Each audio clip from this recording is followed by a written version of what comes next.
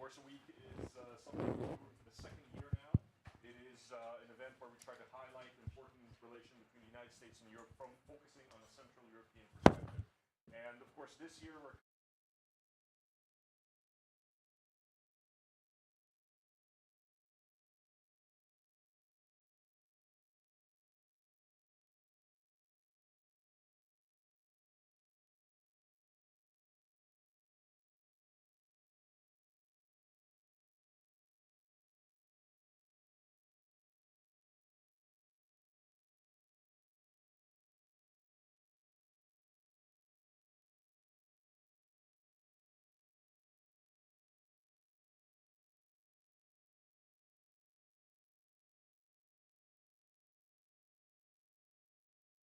Well, thank you very much, Erin. Thank you for the kind introduction. My name is Albona Zanelli, and I'm a non-resident senior fellow with the Atlantic Council's Europe Center. I'm delighted to be here for my first time in Warsaw, so thank you very much for the welcome. As Erin was explaining, this event is part of Europe Center annual Warsaw Week, which is a week-long series of activities, both in person and virtual. And the main focus is highlighting the importance of U.S.-Polish relations in the framework of transatlantic relations for the future. So as you see from the title of the panel, this is Shoring Up Security and Support for Ukraine. So we will be mainly speaking about what needs to be done in Europe, in the transatlantic community, to support more Ukraine. But also the second part of the panel will focus on what needs to be done in Europe to shore up defense spending, but also capabilities. And that's a very important part of the equation. Now we're approaching NATO summit in just a couple of weeks. And these topics, I believe, will be very important, very high in the agenda during the NATO summit in Washington, D.C. We're living at Zeitenwende, using the words of Chancellor Scholz, in the sense that the security architecture of Europe has changed in the last 2 years since Russia's brutal invasion of Ukraine. What we have seen, everything has changed. The three main pillars of the European security architecture, getting defense mainly from the United States, and then cheap energy from Russia, but then it's the third element, markets and cheap products from China. Everything has changed in Europe. So we are in a real, Zeitenwende. When it comes to the relationship with defense, we have seen progress in the last year. Only in 2023, there's been almost 20% increase of defense spending when it comes to EU, NATO partners, NATO allies. Which has added around 80 billion more money, new money in the defense spending. However, we're far away from where we need to be in terms of increasing capabilities too.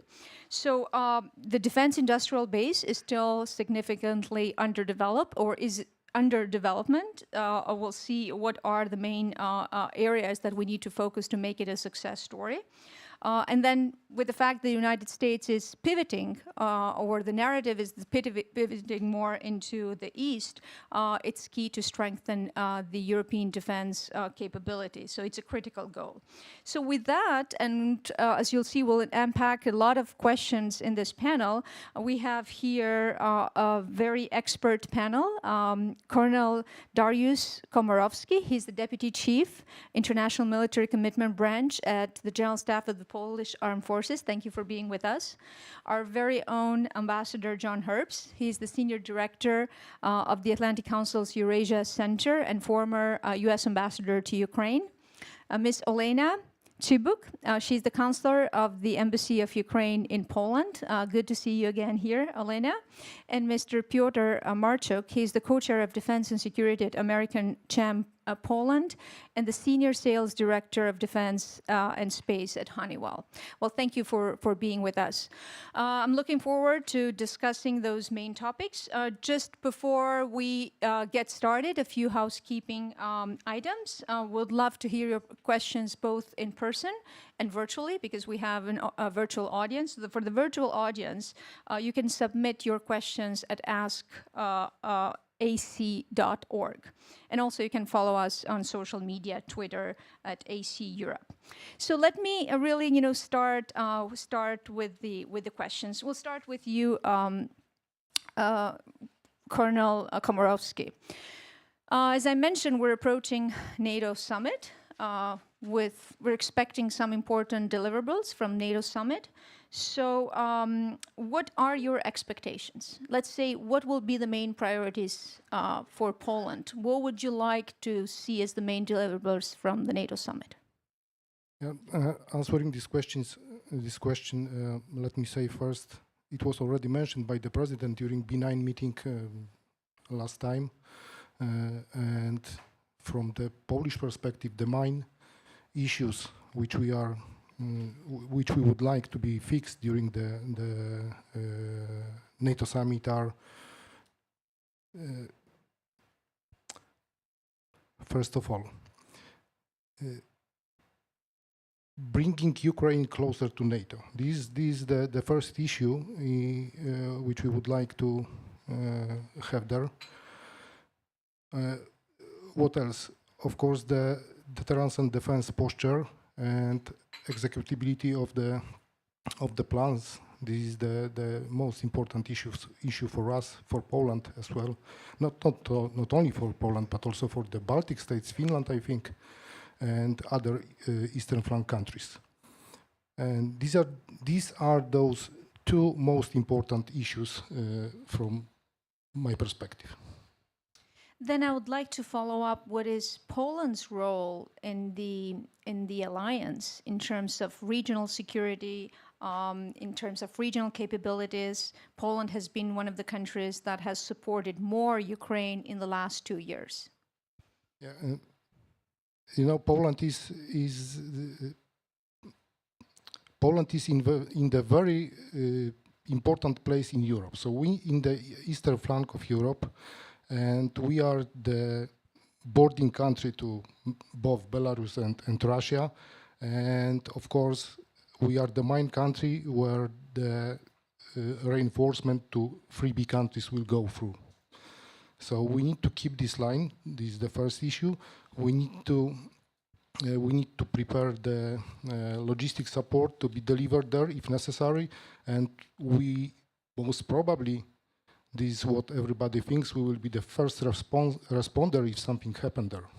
Mm-hmm. Colonel, what we have discussed in the last few years has been also some sort of regionalization of security threats in Europe, in the sense that Poland and other countries in the Eastern Front have seen for a long time Russia as the main security threat. We have not seen that in some, in many Southern European countries.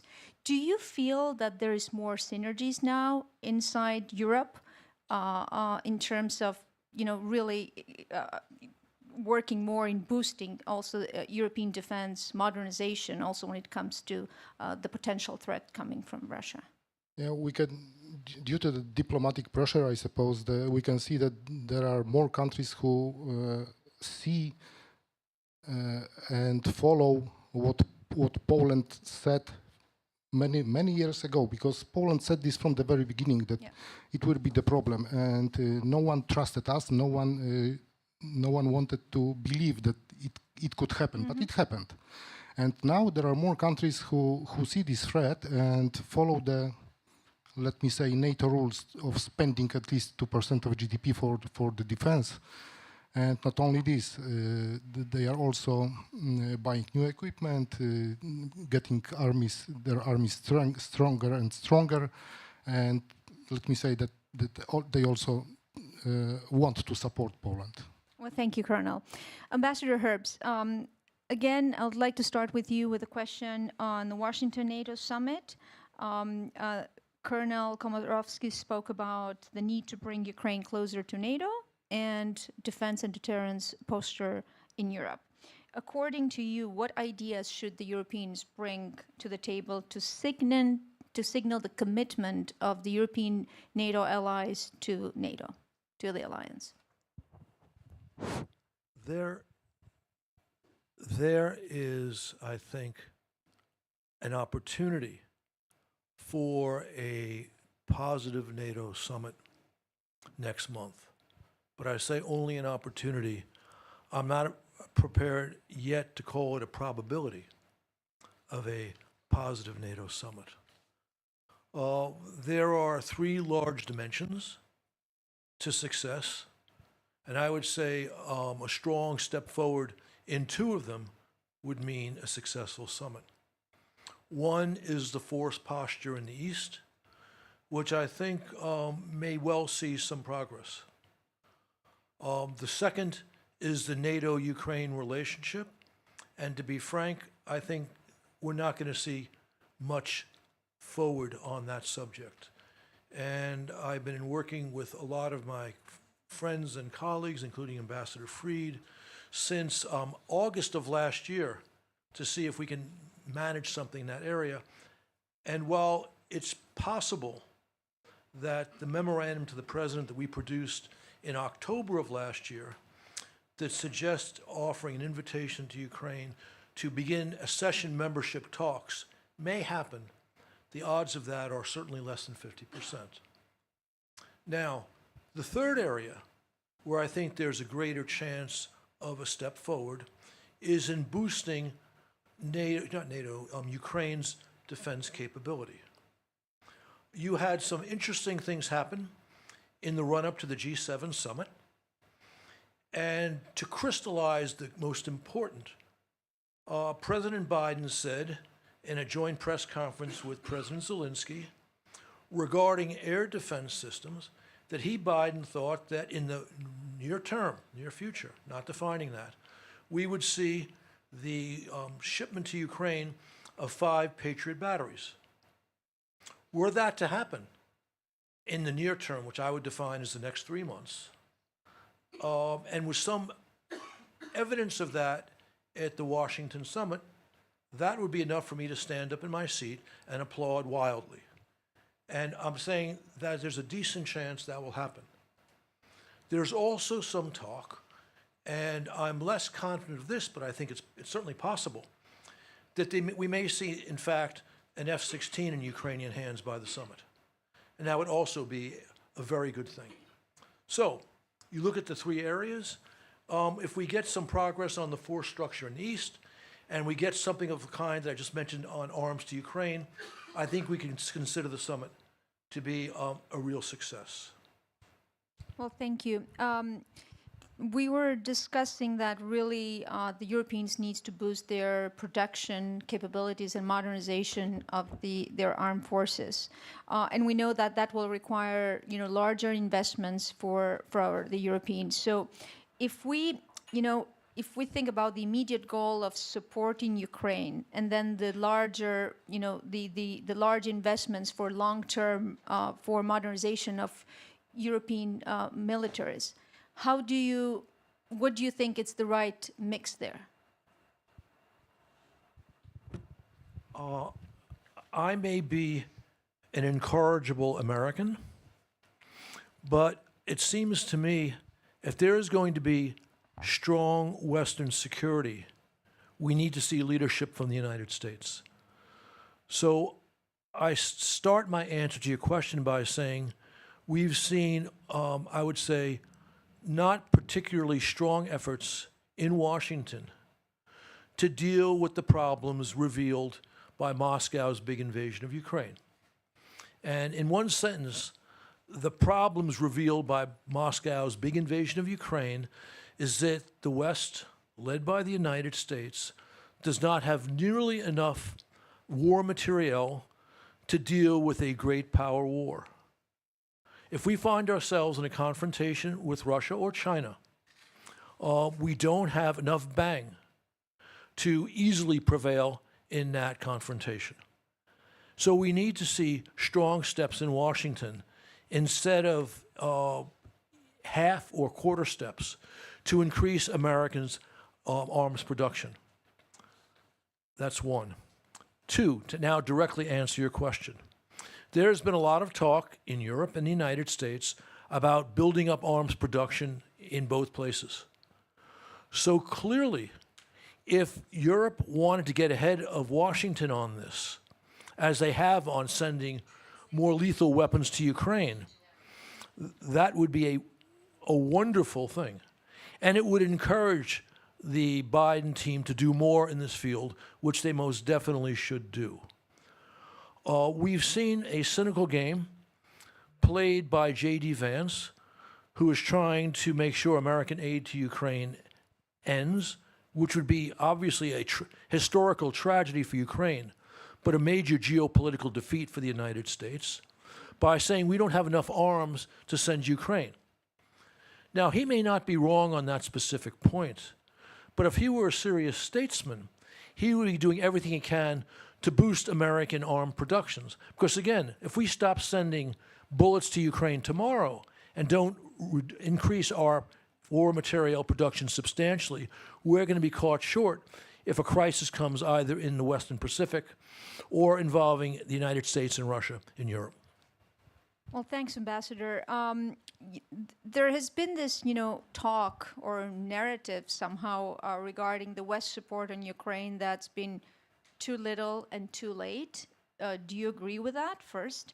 And second, we have seen an amazing, unity within Europe and in the transatlantic community when it comes to Ukraine. Do you think that will continue in the future? In response to your first question, I'll tell you a story.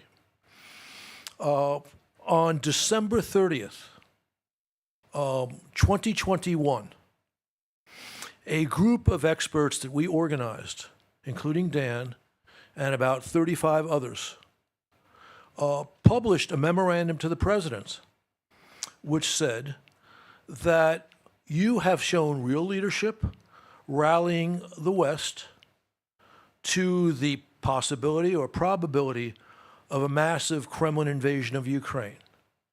You've laid out a 3 or 4-part policy, which is first rate. Big-time arms to Ukraine, huge sanctions on Moscow, strongly strengthening the NATO force posture in the East, and the diplomatic isolation of Russia. Great framework. But you have been hesitant in actually demonstrating the seriousness of that proposal by, for example, sending some arms to Ukraine now, and maybe putting one sanction or two on Moscow for all the disruption their massing of troops on Ukraine's border have produced. This was, again, put out about 6:30 in the evening, December 30th, in other words, the day before New Year's Eve. Washington is asleep because it goes to sleep a day or two before Christmas, and it only wakes up on January 2 or January 3. The next morning at 9 o'clock, we had a phone call from the NSC. Jake Sullivan wanted to talk to the group that put that together. This is a long-winded way, and maybe somewhat self-gratifying, to say that we have led the way with this analysis, an analysis which remains true to this day. Having said that, the overall policy of the administration has at least been adequate to the great threat represented by Moscow's big-time war in Ukraine. And adequate dealing with a threat of this magnitude is not terrible. It's not bad. It just could be stronger. Now, regarding your second question, please repeat it. That was regarding the European and transatlantic unity in Ukraine. Look, again, you have to credit this White House, this president, for rallying the West. They were quick off the mark, going back to when Moscow first massed its forces on Ukraine's border in March of 2021. And that persisted. Well, they kind of, when the Russians backed off in April, they sort of put that in the corner, which they shouldn't have, but that's a very, very minor criticism. Of course, they ramped it up immediately when Moscow put the forces back on the border in September of 2021. So the overall Western response to Ukraine, to the Moscow invasion of Ukraine, what again was organized by Washington, and they did it very well. That has continued through every permutation of the war since, albeit because of their, to use a word that I've used a million times now, their timidity in responding to the Kremlin aggression. The U.S. has fallen behind our bolder allies in providing Ukraine the weapons it needs. That includes Poland, it includes the Baltic states, it includes Romania, Czechia, the UK. and the Nordics. And I wish that were reversed. And I say that as you know, an American diplomat who served in a strong American diplomatic corps during the Cold War. But again, to its credit, the administration has moved forward in part under the urging and example of its allies. Not as quickly as I would like, but it's always moved in the right direction. But the rhythm, the slow response, the reactive nature continues to define the policy. Thank you, Ambassador. And what you pointed out in terms of what has been done in the last 2 years, I think it's very important considering that we have huge disinformation campaigns coming from the Kremlin and other players that talk about lack of support on Ukraine. So this is a very important part of strategic communication. Mr. Martsuk, so we're talking about, we want to look now the defense spending and modernization of European defense from the industry perspective. So we have seen there's been a lack of coordination among European allies that have prevented in the past and maybe still are preventing the countries from achieving economies of scale also when it comes to defense production. What is your perspective? Where does Europe stand now, and what are the key elements to be a successful story in the future? Thank you for the question. Thank you for inviting me to Atlantic Council. It's a pleasure to be a member of such distinguished panel. Answering your question, indeed, in terms of the coordination, let's say, and unity in terms of speed movement towards increasing the defense capabilities in Europe, there is still a lot of work to do. However, I think the kind of key blocks or key pillars that will enable such faster capability development in the future are already there. We have European Defence Fund in place since the beginning of this European financial framework, with around 8 billion euro allocated there. The predecessors to this program also brought a kind of quality change in terms of joint capability development. And I think soon European Union will start discussing the next financial framework, if it didn't already happen, where this 8 billion will most probably turn into, I don't know how much, 40 billion or more, because this financial framework has been negotiated before the war actually started. EDF main rule is that the projects that are being built under this umbrella require at least 3 member state countries to cooperate. So I guess this is also the rule which puts on us the need to collaborate and the need to align when it comes to developing the capabilities which will be used jointly. So I think this rule will prevail. The element which, for me, as a representative of US headquarter company, is maybe to be amended in the future, is that for non-EU headquarter companies, EDF has somewhat more restrictive, let's say, rules of engagement, where there is a bit of criticism to this portion of EDF framework, because US companies in many cases are simply a natural element of European defense ecosystem. They are setting up R&D facilities in Europe. They are hiring engineering forces to build new indigenous European defense solutions in Europe for European countries and for export capabilities of Europe. So from that perspective, differentiating between European, non-European sometimes is actually shooting your own foot. So this has to be kind of looked after, how to actually find the synergies between European indigenous companies and, for example, the companies that have its origin in the allied countries. I am one of those companies. Honeywell is one of those companies where we just started a new R&D base here in Poland, which will be focused on defense topics, where the aim is to build solutions and capabilities in Europe for our European partners. And that's why we want to play and utilize, let's say, European funding in the same way as our European counterparts. Well, thank you, Mr. Marchuk. As you were speaking, I was looking at some data. So the European Defense Fund is around, for 21-27, as you pointed out, $8 billion. That's mainly going to defense technology, research and development. And then there's the European Peace Facility. It's around up to $12 billion. But I think it's very important to put that in the context. So the European spending in general has increased in 2023. And according to NATO statistics, or NATO just a week ago, 23 countries out of 32 by 2024 will also reach the target of 2% of defense spending. But then when we put that in comparison, the United States is still spending $915 billion.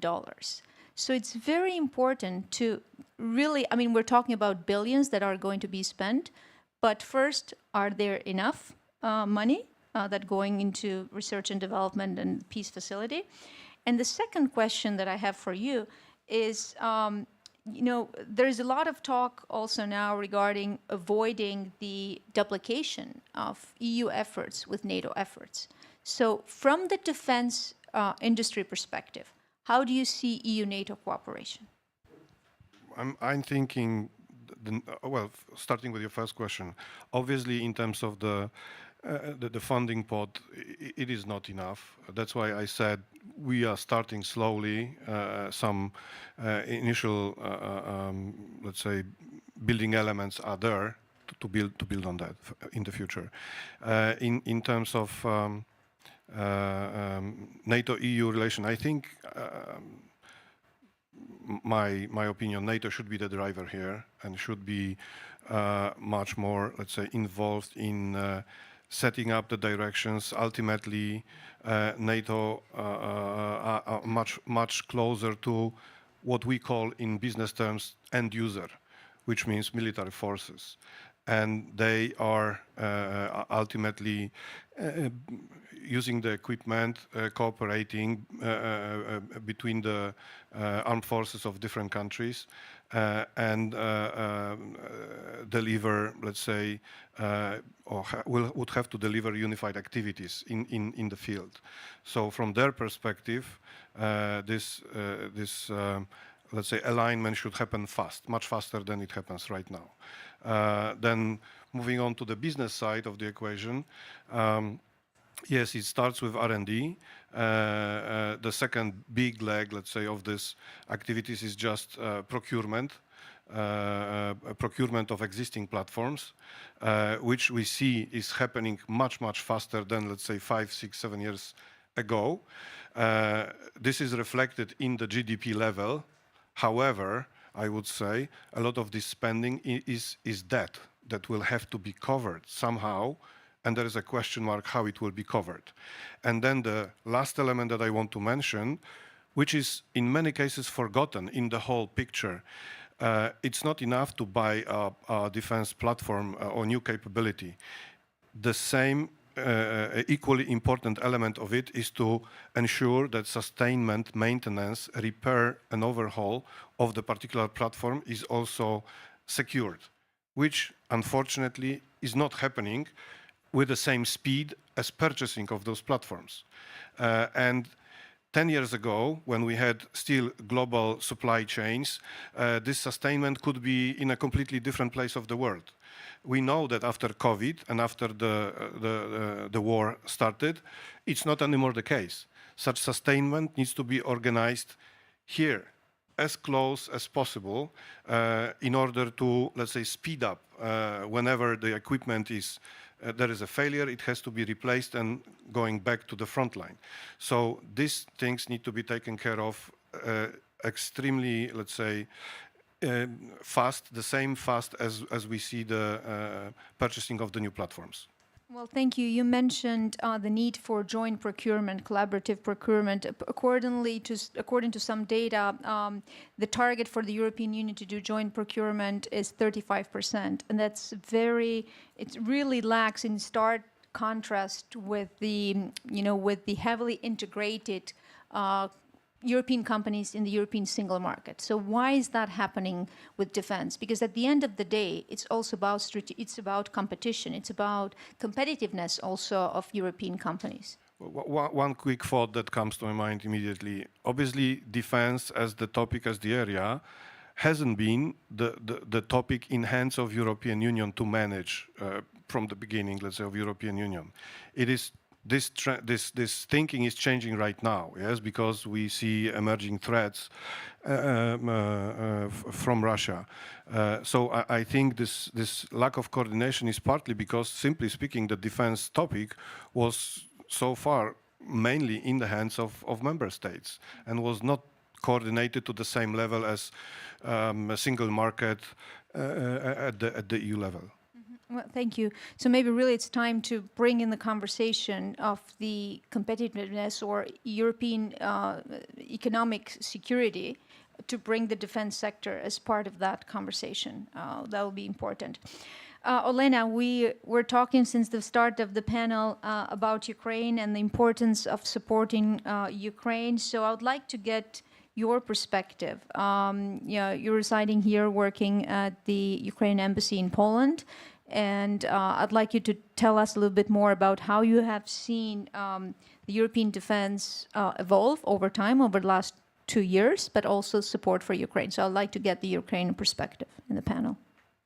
Thank you. Do you hear me? Yeah. Thank you very much for inviting me, and it's a pleasure and an honor to be here. Speaking about the involvement of support for Ukraine and the involvement of the development of the defense sector in the partner states against the background of the aggression. First of all, I would say that the invasion was a shock for everyone, and it was a wake-up call for Europeans, especially for those ones who didn't think that the threat is so near.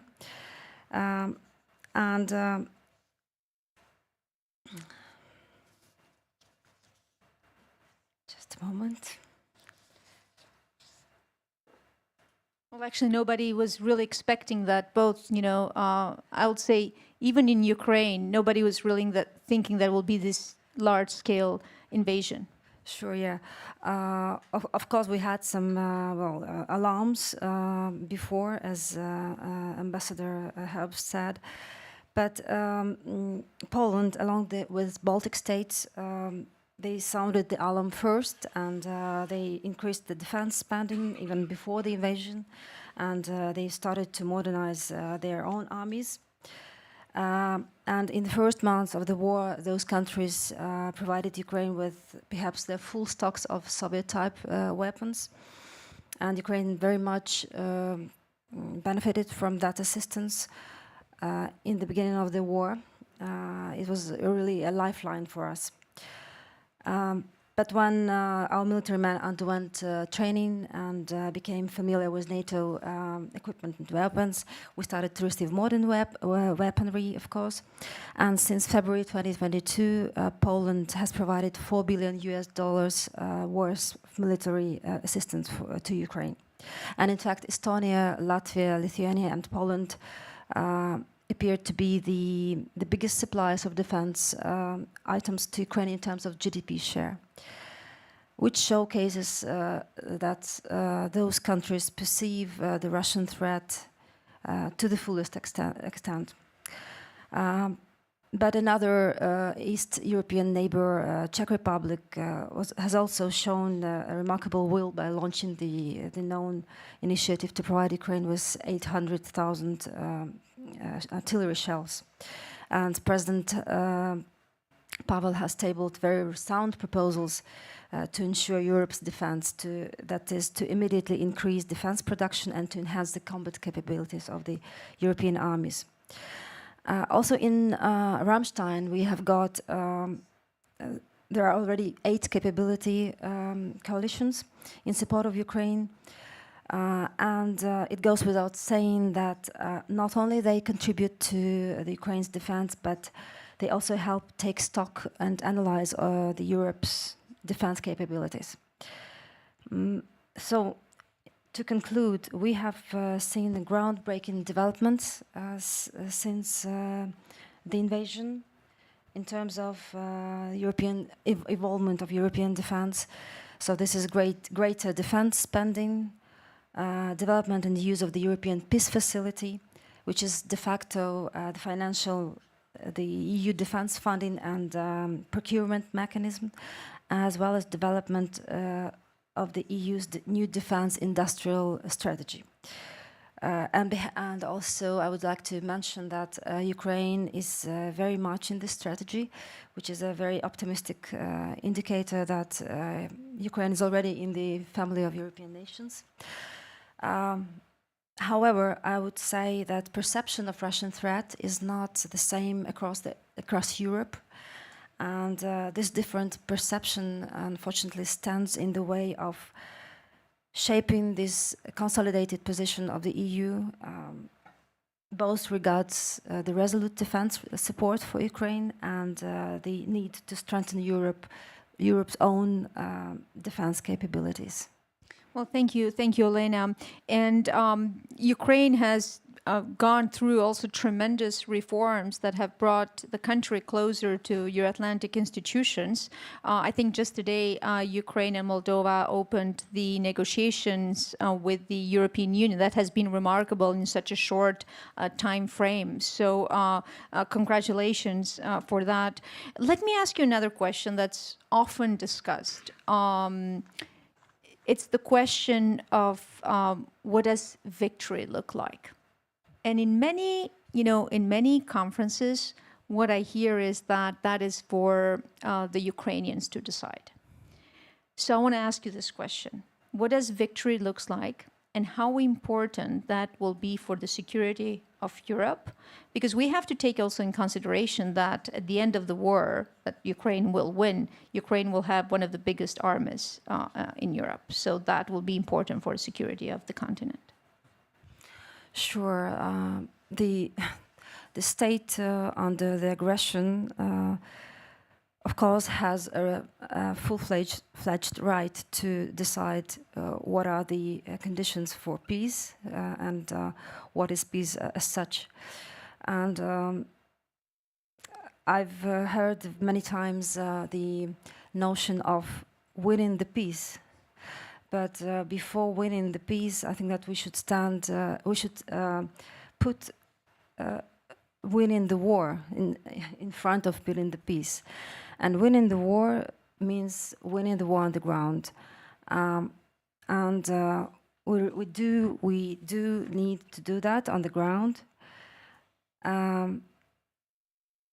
And just shortly, I cannot but inform you on just shortly about the situation on the ground right now. The situation is still very difficult, and Russians continue to accumulate troops and still demonstrate their commitment for the war of attrition. I always use this striking numbers, at least for me, figure of 1,200 kilometers of active front line, which is just, it's just realize what is the scale of the hostilities, 1,200 kilometers. So unfortunately, Russians still have they cannot afford this war of attrition. This year only, they are planning to spend $154 billion for war. That is 7.1% of GDP. And their greatest strategic advantage is, of course, the advantage in the skies. since the beginning of 2024, Russians fired 1,200 missiles of different types, including ballistic, more than 1,500 Shahid drones, and over 10,000 guided aerial bombs. Only 3% of Russian missiles, drones, and bombs hit military targets, while the rest, the 97, hit the civilian infrastructure. Also, a very impressive figure, they drop guided aerial bombs at a rate of 130 per day. And actually those aerial bombs are the key reason that we are losing our positions. So the only way to prevent those attacks is to shoot down the planes carrying the bombs. So we desperately need air defense systems, modern combat aircraft, artillery ammunition. And actually the lack of the latter is also one of the reasons that we cannot hold the positions. So currently we have stationed in Ukraine 3 Patriot systems, and they allow to cover only Kyiv. And at least 7 systems are needed to be able to protect main agglomerations. Kharkiv alone needs at least 2 Patriot systems. And we need at least 120 modern combat aircraft to counter Russia in the sky. And it is also important to understand that there should be no restrictions on the use of Western weapons for strikes on Russian territory, especially the concentration of Russian troops, equipment, arms depot, and logistics centers.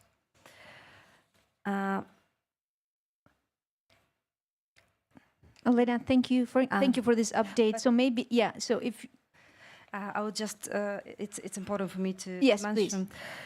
I would like to take this opportunity and to underline again that if you don't want this war to spill over into your countries, help us to win it on our territory. Because from the perspective of Europe's security, this is absolutely a priority over other priorities. And please keep in mind that as of now, the overall picture is very far from being optimistic. Today's Ukraine is in obvious disparity with the aggressor when it comes to weapons and ammunition. And if we have parity with the enemy, this would help us to stabilize the situation and to defend, not more. But to be able to defeat the enemy, of course, we need superiority in weapons and ammunition. So Ukraine should be provided with the full range of capabilities to achieve such superiority.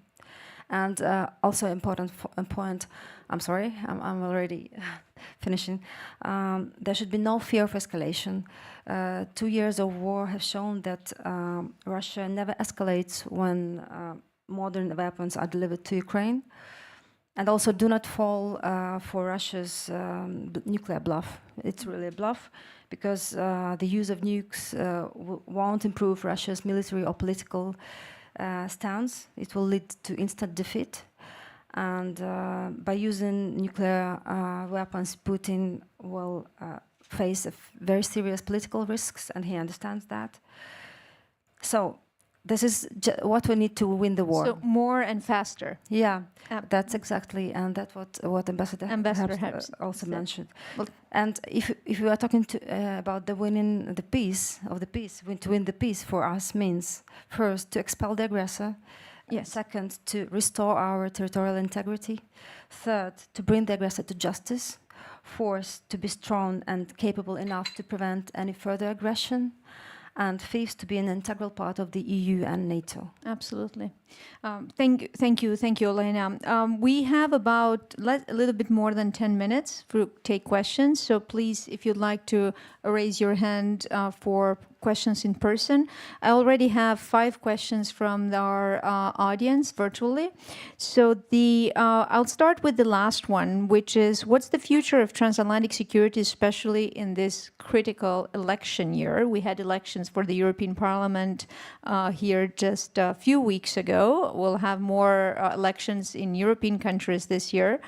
And I think maybe we'll just start with this question, and I will group the other questions. Ambassador Herbst? I I have no doubt that if Biden wins the election, close cooperation with NATO and partnership with the EU will be American policy, along the lines we've seen in his first term. If Trump wins, it's harder to say. There will certainly be greater transactional approach to both the alliance and to the EU, as we saw in his first term. That means the rhetoric will be at times problematic. Whether the policy will be problematic, though, is a question. That depends entirely, or almost entirely, on the team that Trump puts together on national security.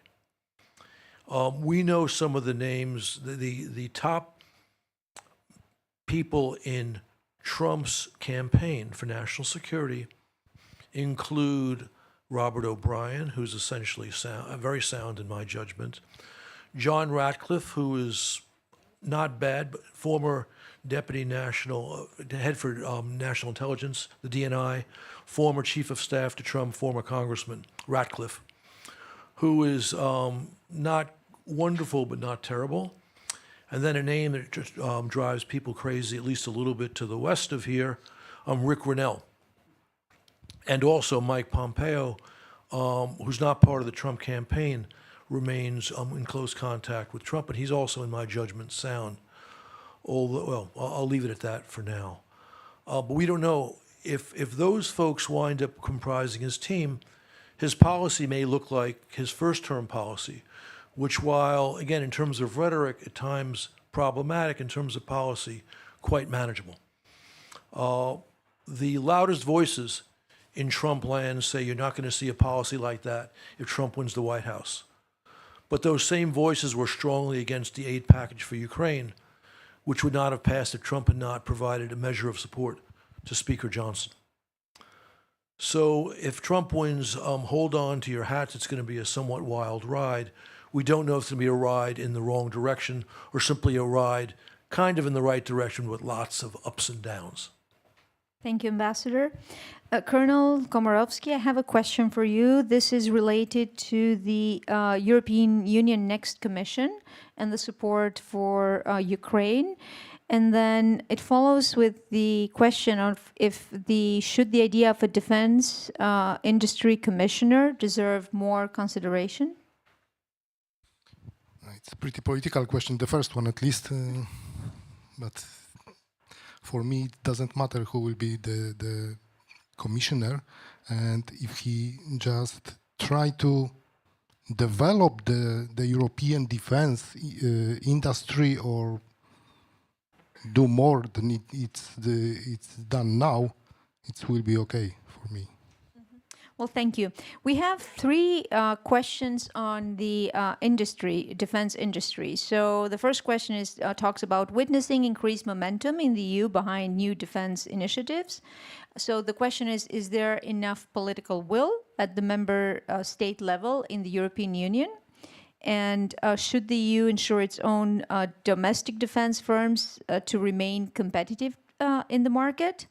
And if the EU should or could have a common defense industry market, and how that should look like. So I guess, Pyotr, those three questions will go to you. Well, I already mentioned in my initial address that I am the proponent of transatlantic cooperation and not looking at the European defense market as a closed market that needs to build within itself, for itself, and that's it. I would say we are in a situation where the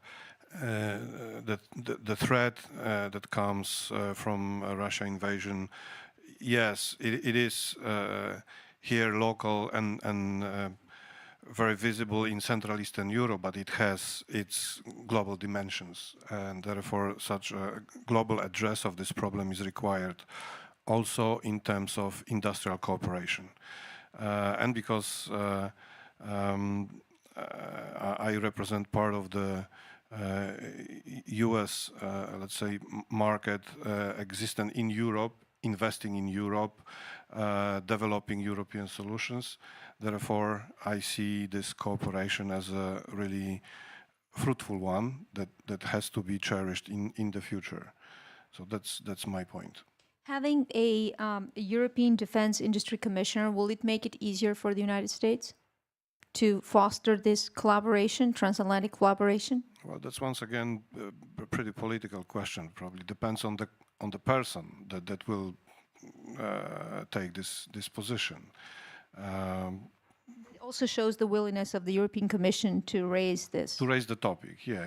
Well, I mean, I believe that this transatlantic cooperation will be kind of going to the next level, and therefore, if there will be a person in charge of defense industrial cooperation at the EU level, it will be yet another element to find the right level of cooperation between Europe and US. Thank you. We have time for some more questions from the audience here. So anyone would like to take the floor? Yes, please. The microphone here, please. Michał Baranowski. I'm not going to get up just because of the folks behind me. Michał Baranowski from GMF. I wanted to ask Ambassador a little bit about, your struggle with the memo to the president and what it showed you in terms of the willingness and the likely trajectory that NATO accession of Ukraine would take for the rest of this administration, but perhaps let's assume Biden too administration. I mean, the arguments that you are seeing thrown back at you. And the second part of the question, if I may, is you are a frequent visitor to Ukraine, talk with our Ukrainian brothers and sisters. Your assessment of the front line and the resilience of the society, government for the remainder of this year in particular. I don't think we need to look too much to the future. Thank you. Okay. I was in Vilnius as an observer, you might say, at the NATO summit last year, and I was not amused with the results. And that's why we went into overdrive, literally starting in August, to produce that memo. And we had 20 people who knew NATO really well putting that memo together, including 3 former U.S. ambassadors to NATO, one of whom was also a Deputy Secretary General, folks like Dan who know European security like the back of his hand, and people like me who know Ukraine and Russia. Actually, Dan knows Russia too. Anyway, and the idea that we had was, some of us really wanted to come out with a recommendation to offer Ukraine straight-up NATO membership, and I was one of them. But we realized that the difficulty of how Article 5 would apply made that just about impossible to do. And so we came up with our idea, which I've already mentioned, which was an invitation to NATO membership accession talks.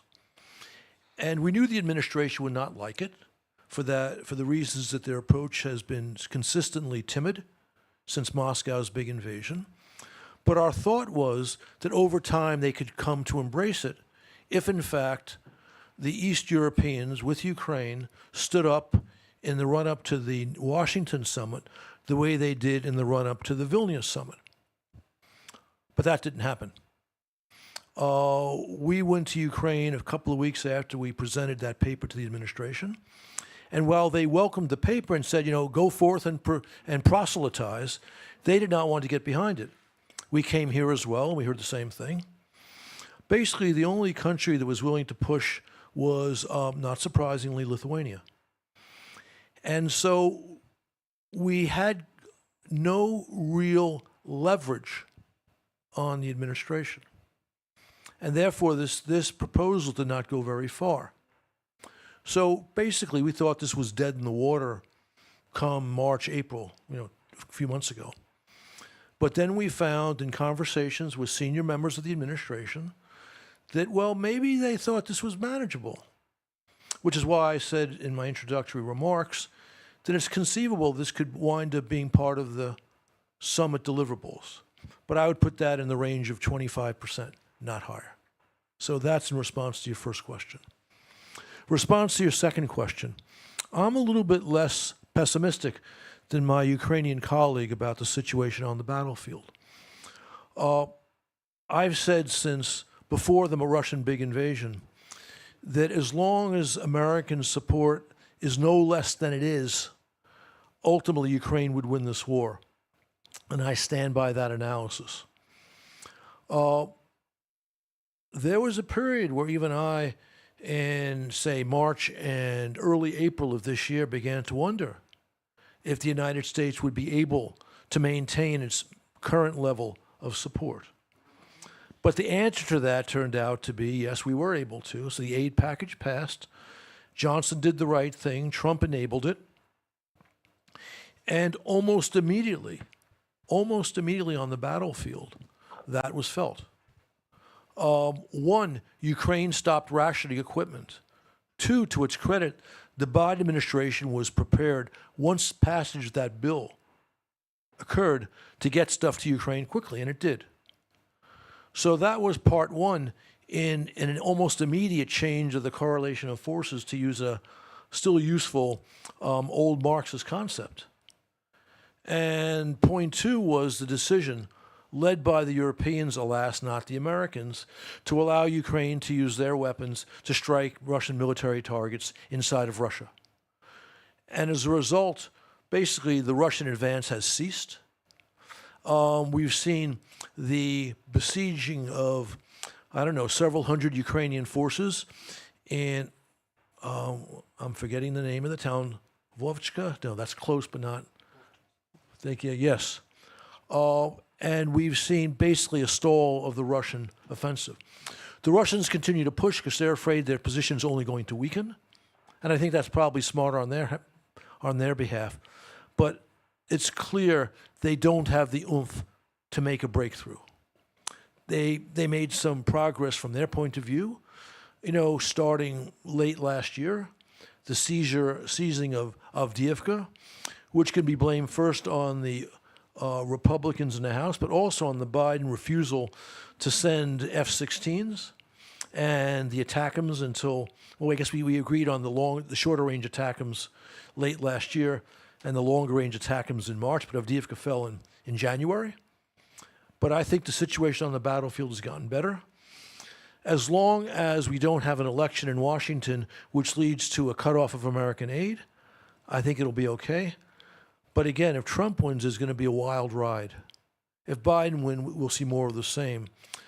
And I think there's a good chance, whatever happens in the presidential election, that the Democrats will take the House, which will be a good thing in terms of our overall policy on the war. So really, it's important to keep up the U.S. support for Ukraine, but also talking about the European support. That is also very important, and that was mainly, the topic of this panel. If there are no other questions on this optimistic note from Ambassador Herbst, I would like to thank our speakers, our panelists, for this excellent panel. And I think there's another question. Okay, good. Questions. Oleg Dunda, member of Parliament of Ukraine. Question to everyone. This conversation was mainly about the battlefield in Ukraine, but this war is unfolding worldwide. These steps does not need to take now to counter the rising tyranny, and what changes does not need to make. Because from perspective of Ukraine, the state of NATO does not correspond to the challenge of the time. So it's about what the the future. change need to NATO now? Yeah, so changes, what needs to happen at NATO to keep up with the challenges of our times?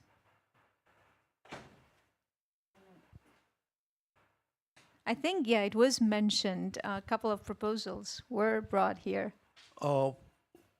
We've been very active over the last 2.5 years, or in actually in my case, 10 years, offering advice, especially to the administration in Washington, or administrations plural, but also to our allies and to a lesser extent our partners. I think many people in this room would agree that we are facing an historic challenge of marching dictators. I said when I got to the council in the spring of 2014 that the greater long-term danger to the United States comes from China, but the short-term danger, principal short-term danger, comes from Russia. And let's say the junior partners in the marching dictators include, of course, Iran and North Korea. We need a clear enunciation of this danger by the President of the United States and his administration to persuade the American people that we are at a unique point in time that requires a major change in American policy. If the United States moves in this direction, I don't have any doubt that NATO will go with us, because in fact, this capital understands it, London understands it, Prague understands it, and another 7 or 8 European capitals understand it. And also, this is understood in Tokyo, in Seoul, and for that matter, in Taipei. That's a little memo to Elbridge Colby. We need to make the case to persuade the American public. We need to ramp up our arms production in a major way. And we need to tell both Beijing and Moscow this far and no farther.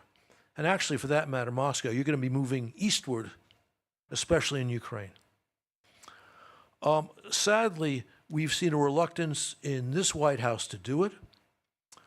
We've seen an incomprehension in the incoming White House, if the Republicans win, to define the problems this way. Although I can tell you, I think Pompeo and O'Brien understand that. But whether they can persuade their chef of the need is a whole nother question. That's what the moment requires. If we don't have that, then we're going to be moving tactically from one point to another to get the right policies to achieve the same objectives that an overall strategy explained and justified to an American and Western public absolutely requires. So what this means for NATO, and actually this is actually, I should have put this in there too. NATO, our European partners need to understand that China is a real danger. I think they are understanding that. And that therefore, the emphasis we especially see in the Trump team on the Western Pacific needs to be endorsed. They need to understand as well that almost everyone in the Republican Party, including in Trump land, with the exception of Rand Paul in the Senate and Thomas Massie in the House, sees Iran as a danger. So talking about the partnership between Tehran and Moscow is a good way to get them to understand that Moscow is a danger to the United States. That's critical too. And I would throw North Korea into the mix because, again, in Trump land, they understand that. And so this is also helpful. So Europe, NATO Europe has to be more prominent in talking about the China threat, although I think we've seen very clear movement in that direction, but more would be helpful. And again, tying in Iran as well. Because I can tell you that the worst voices in Trump land on Ukraine wanted to deny last fall that there's any connection between Moscow, Iran, and Hamas. And they said some very stupid things in the process of trying to make that point. But they've had to basically be quiet about that because the facts are there. I mean, Hamas was in Moscow within a week of their savage attack on Israel, and Tehran was in Moscow along with Hamas, which makes that connection. And there's also connection to the Houthis in the Red Sea. And the same timidity that I've been decrying on the Biden team and Ukraine and Russia, we see in the Middle East. The fact that American soldiers have died and we've only responded a little bit against Iran is a disgrace. as is the fact that 2 ships have been sunk in the Red Sea, and we've only gone after the marionette and not the puppet master. If we hit Iran after those ships were sunk in a serious way, I think the Houthis would suddenly not be getting the weapons they need to conduct those strikes. We talk about escalation in the Middle East, we talk about escalation in Europe, and that's a problem. Yeah, and actually, for Europe, Europe has turned from a ring of friends to a ring of fire. So a lot of messages there for the European NATO allies for the future. But NATO has been for 75 years the most successful security institution in the world because has been able and flexible to adapt to new changes. And of course, what we're seeing now is a multiplicity of challenges, new and traditional, so it makes it harder. But I'd like to thank again the audience. I'd like to thank again the virtual audience for sending some very good questions. And we're here this week to continue the conversations. Thank you, Aaron, for organizing it, and thank you to our Polish host for the great support. Thank you again.